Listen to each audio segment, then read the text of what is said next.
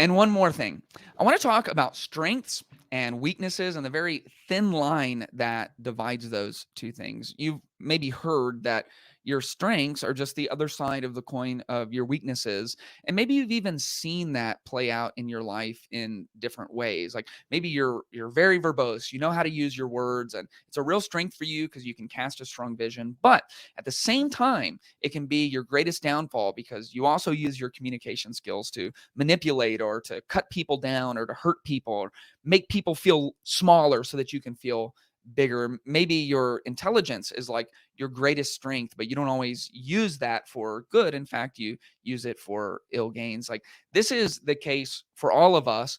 But how are they so close? And why do they function like these two sides of the same coin? And why is there such a thin line between our strengths and our weaknesses? And there's an actual reason for this. And you can understand it by understanding story. And this is something that we use a lot at MetaChurch. We have a program where we take people through this wonderful process called Historia. It was developed by some friends of mine. And their model is not new. In fact, it goes back to the 16th century and a guy named Gustav Freytag who put together Freytag's pyramid or the narrative arc. And this is how you understand like the hero's journey.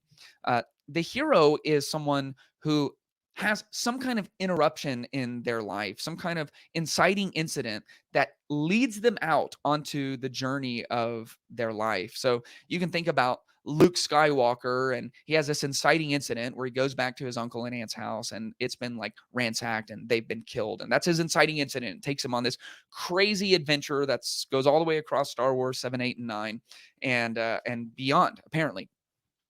Everyone has this, and your inciting incident in your life was whatever happened to you when you were really young that took away your innocence or made you realize that the world can be a bad place or a dangerous place or people aren't always safe. And in that moment, you experience very real pain. And I talked about this in my one-on-one conversation with John Whitty a little ways back on the podcast. And I want to revisit it specifically through this idea of our strengths and weaknesses, because maybe the first question we should ask is, where do our strengths and weaknesses come from? And the answer is they come from the primary pain in our life. And that primary pain happened to you young. It happened to you almost exclusively before 10 years old. And it might have happened so young that you don't really remember it. And out of this pain, you almost always develop first your weaknesses. You develop fear. You develop an inner narrative, a broken, false inner narrative about who you are or how the world works. False narratives are like, I'll never be good enough. Nobody could ever love me. I'm stupid. I can't trust anybody. I have to prove myself. There's all these false narratives that like get in the driver's seat of your life. And if you don't do something very intentional to take back control, that false narrative will drive your life for the rest of time. And so what that false narrative and that primary pain do is they start building coping mechanisms into your life. And so for some of you, that has turned into things like addiction.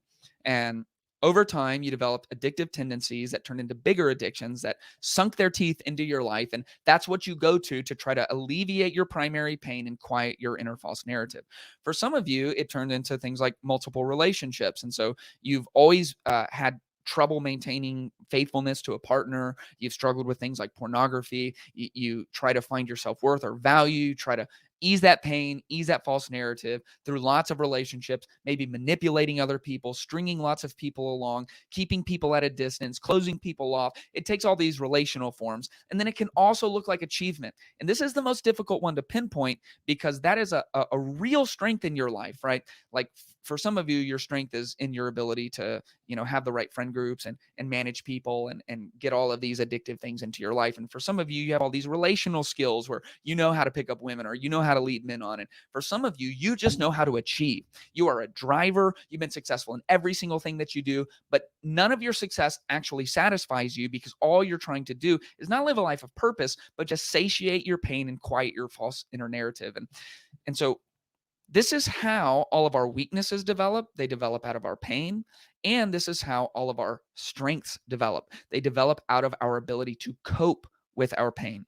And so what determines whether or not all of the skill sets and coping mechanisms you have in your life are used as a strength, are used as a weakness, or to use the language of Historia, how do you know if on the hero's journey you're living as a villain or you're living as a victim, both of which are when you're operating in your weaknesses, or whether you are using all of what you've been through to live as a hero. And the answer goes back to what we've been discussing all throughout the podcast, which is, where is your life aimed? Because if you're a villain, then you are centrifugally, not a scientist, pointing inward. Everything is about you, your own influence, your own money, your own relationships, your sexual pleasure, your high. It's all about you. And if you're a manipulator, then you're going to make everyone feel like it's about them.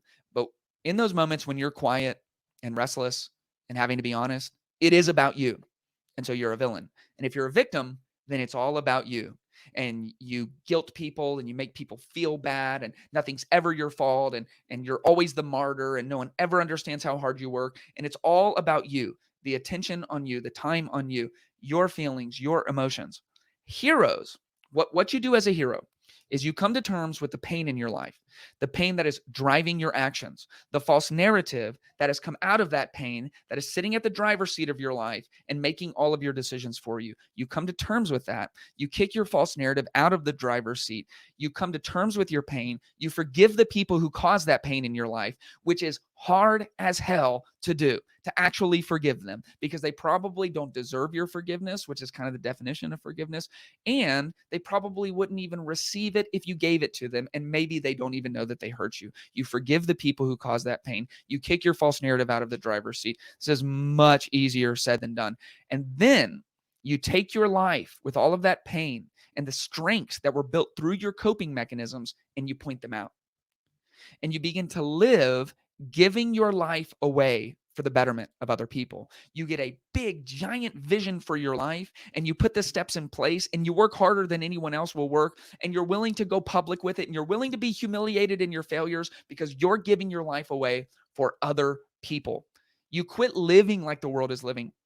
You stop putting all of your emphasis on money and material goods and influence and all of the things that the world tries to dangle in front of you to distract you. You start valuing a transcendent purpose for your life. You start valuing your relationships and you give your life away and you use your strengths for the betterment of other people. You deny yourself, you take up your cross, you're willing to suffer for the betterment of other people. This isn't about narcissistic self-help. This isn't about the art of living. This is the art of dying to yourself, dying to your own selfishness, dying to being a victim, dying to being a villain, and beginning to live as a hero. And if you can do that, and when you do that, you will start experiencing a quality of life that you can't even